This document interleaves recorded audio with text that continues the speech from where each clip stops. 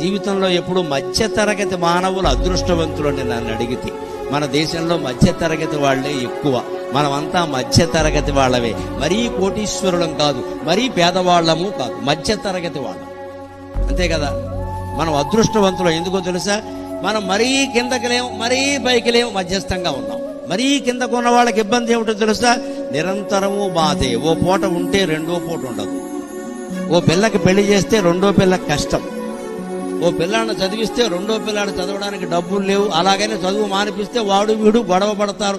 నాన్నకు నువ్వంటే ప్రేమ, నిన్ను చదివించాడు, రిక్షా తొక్కి మరీ చదివించాడు, నన్ను చదివించలేదంటాడు. ఎంతమందిని చదివిస్తారండి?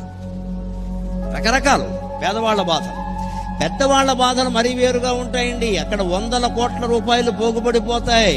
కొడుకులిద్దరికీ పడవు, కూతుళ్ళిద్దరికీ పడదు, భార్యాభర్తకి పడదు. పెళ్లి చేస్తే కొడుక్కి కోడలకి పడదు. అంతా పడకపోవడమే ఎక్కువ. అస్తమానం మేడ నుంచి